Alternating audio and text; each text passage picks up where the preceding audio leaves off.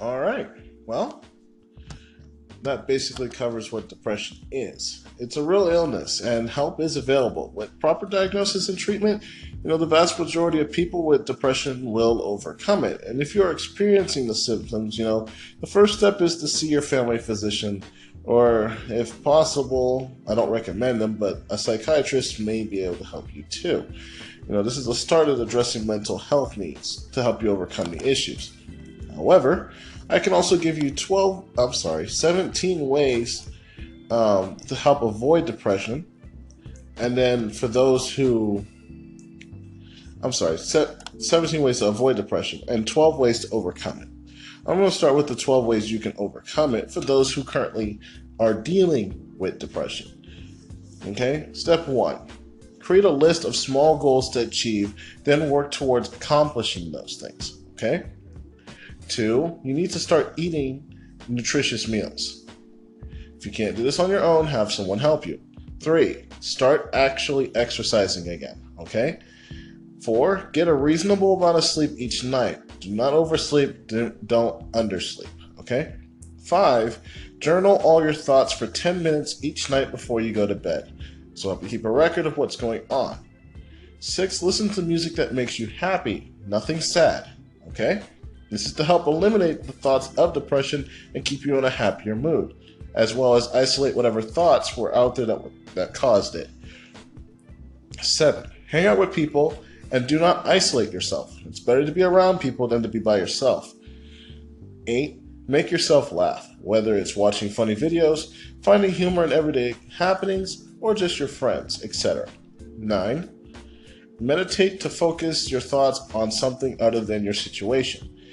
There are meditation apps and stuff that you can download, but I find reading the Bible helps to be more effective. 10, use thought-stopping techniques. There's plenty of these methods out there as far as doing this, so I'm pretty sure you'll find something that will help you. 11, there are 99 different coping skills that you can try out that can help you refocus your thoughts on positive things. While I could sit here and list out all 99 coping skills, it would probably be easier to have you look them up on your own.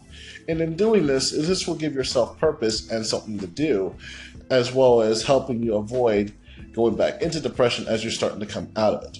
And 12, remember to always ask for help if your depression becomes overwhelming.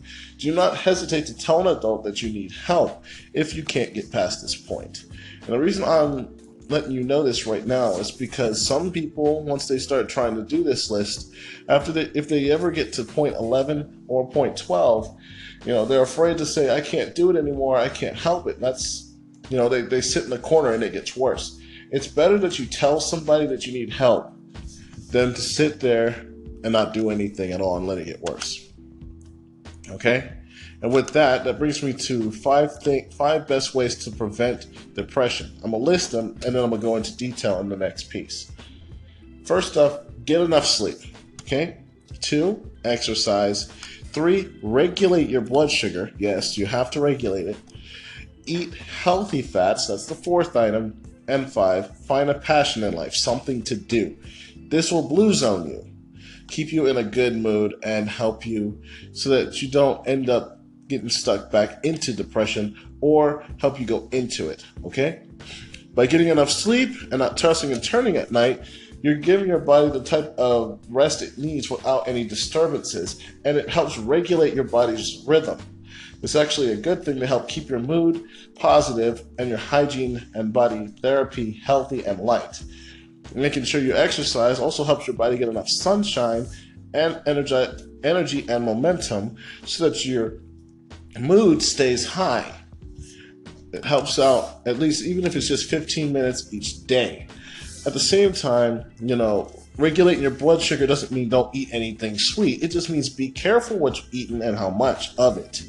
As well as eating healthy fats, well, things such as salmon, trout, and even sardines can be helpful with that, as well as flax seeds and walnuts. So yes, you can eat nuts. And then, like I said before, find a passion in life, something to do to help keep your mind off of the topic and focus on the rest of your life.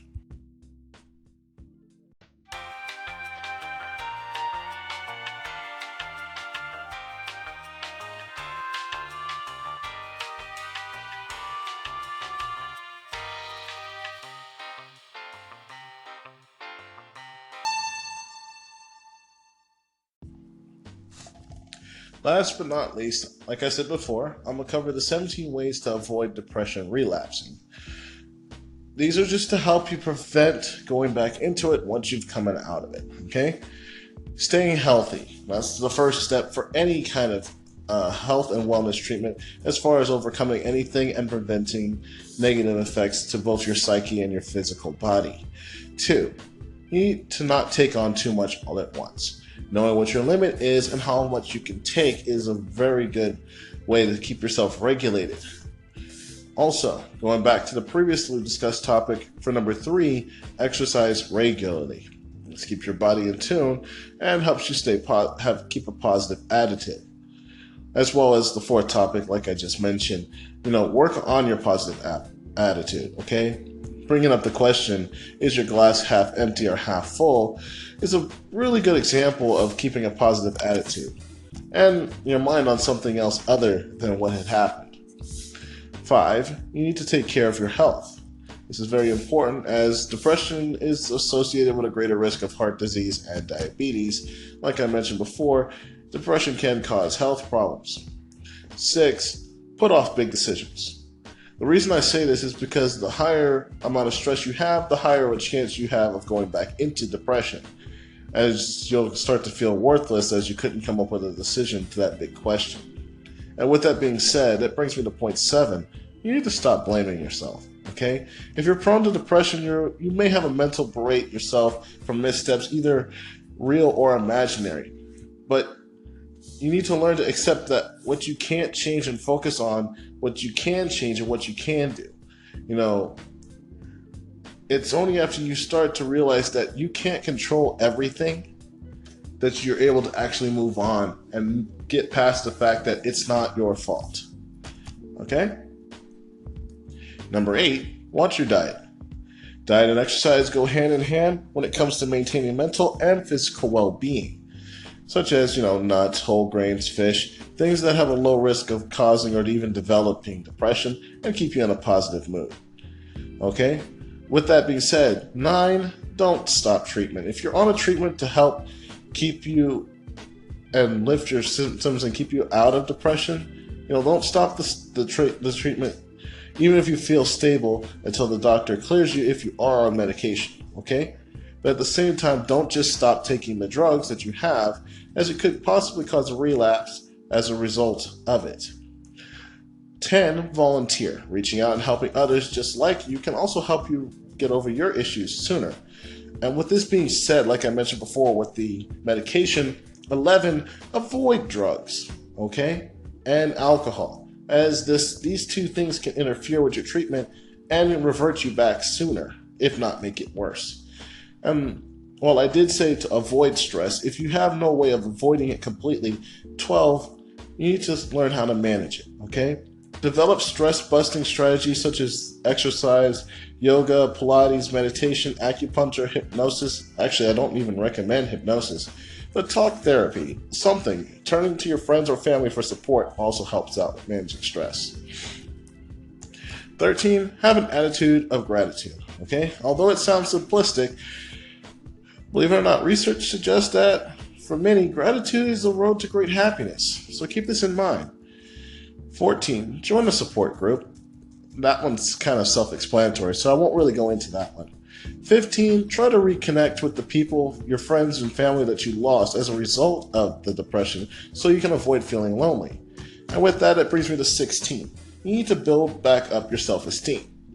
It isn't something you can grow overnight, so learning to accept yourself takes time. And there are things you can do if you've lost, that loving feeling.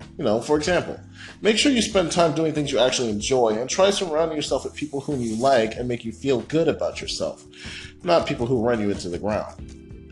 And then last but not least, talk to people you trust.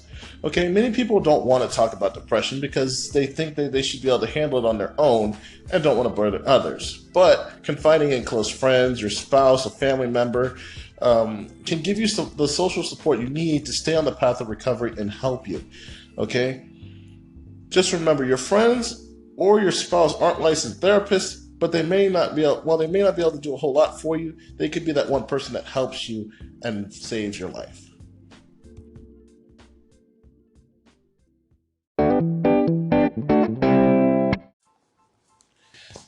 that's it for tonight. And it brings a complete close to my topic here. Thoughts if it were you, as far as depression is concerned. Now, I've talked about a lot of ways of how depression is caused and how you end up in that state. And I've given a couple of ways of how to avoid it and how to, in some ways, also help those who have it. This whole set wasn't just for the people who have depression. It was for those who know someone who does have depression and they wanted to know how they can help that person in specific ways.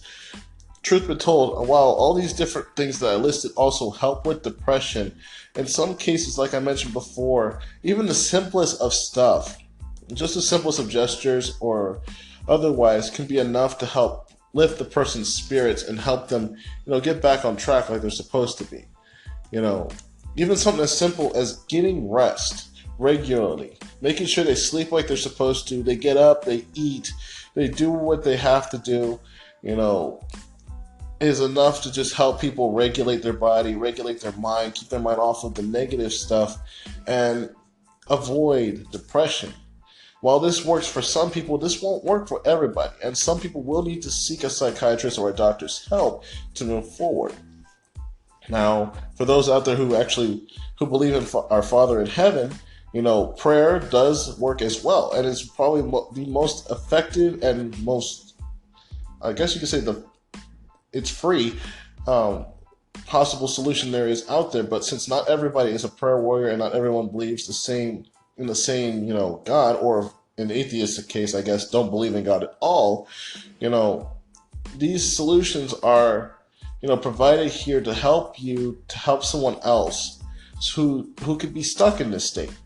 You're listening to my radio station, you're listening to my podcast, if you know someone who needs this, who's in a state of depression and needs help, here are, like I said before in the previous parts, these are the tips I can give you to help that person.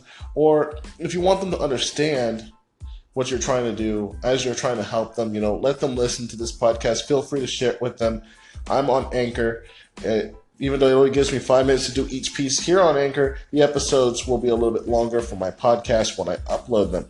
I'm available on Pocket Cast on Android, and I'm available on iTunes for those who have iPhones and or computer with iTunes installed. And then on Anchor, I'm on here. This is Neogentrix, Neogentrics.